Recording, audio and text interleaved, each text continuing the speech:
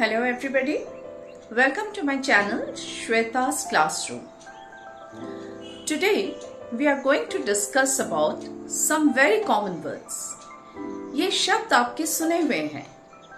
आज हम एक बार फिर इनको सुनेंगे किसी वाक्य में और समझने की कोशिश करेंगे कि ये कहाँ किस प्रकार प्रयोग में लाए जाते हैं. So today we shall, you can say, we will revise that where we can use these words. तो चलिए इन शब्दों को पहले जान लें. कौन से शब्द ऐसे हैं ये? Today I'm going to discuss about 6 words. Can, could, will, would, shall, should. Grammatically, if you want to know, these words are also called modal auxiliary verbs. But when we speak, थोड़ी ना मैंने पहले जैसे कहा था कि grammar की चिंता करते हैं कि ये क्या है, वर्ब है, कैसे वर्ब है, कहाँ इनका प्रयोग करें. नहीं ना.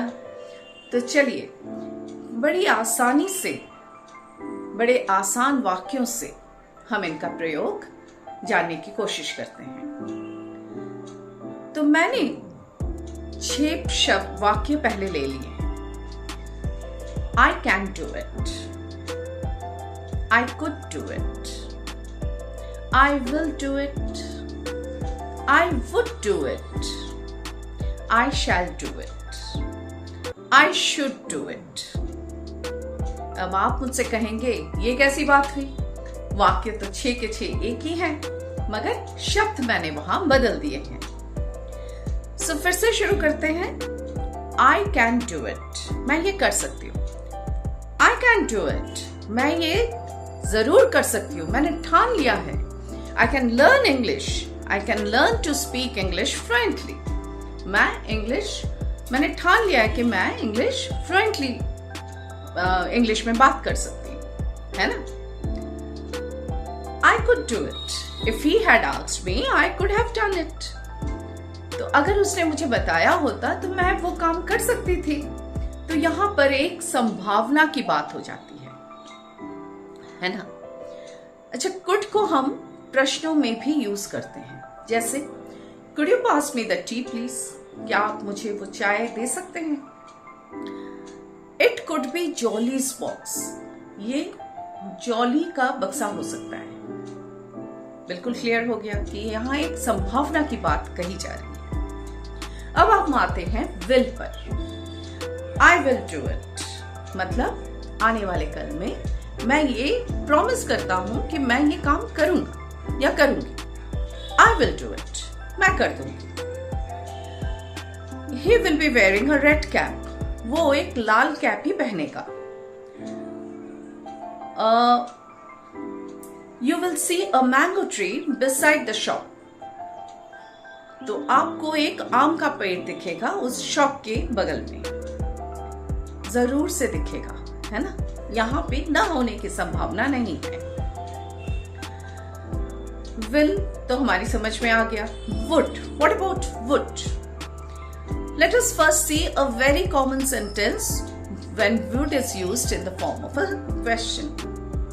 Would you pass me the tea please? Now this is a very polite way of asking. Would you have some tea or coffee? What did we say earlier? Could you pass me the tea, please? लेकिन क्या आप चाय लेंगे या coffee?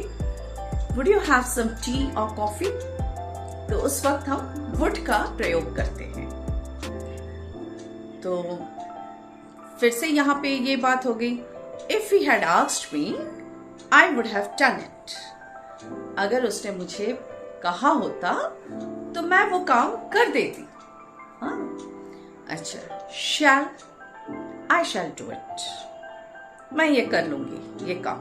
यहाँ पे फिर से एक shall का प्रयोग तब हो रहा है जब मैं ये उसको ढांढस दिला रही हूं कि हाँ मैं ये काम कर लूंगी. I shall do it.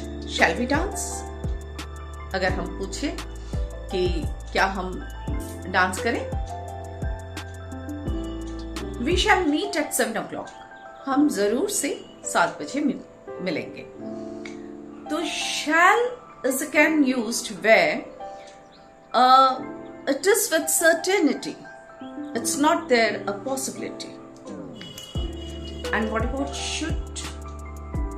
You should exercise. मतलब बिल्कुल दावे के साथ आपको एक्सरसाइज करना चाहिए। You should read more and more books.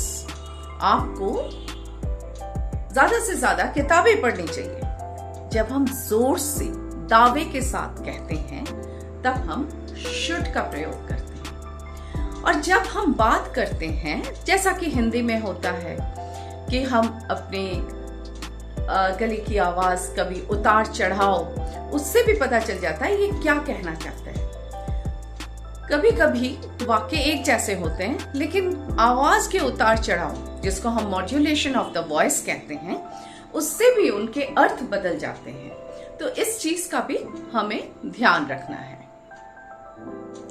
अब एक बार अंत में कुड, वुड और शुड देख लें। Tina could go to the market, Tina would go to the market, Tina should go to the market। फिर से हम एक ही वाक्य लेकर आ गए जिसमें कि 3 अलग अलग शब्द हैं। टीना could go to the market, यानी वो जा भी सकती है, नहीं भी जा सकती है। टीना would go to the market, ऐसा उसने कहा है कि वो मार्केट जाएगी। टीना should go to the market, टीना को मार्केट जाना ही चाहिए, है ना?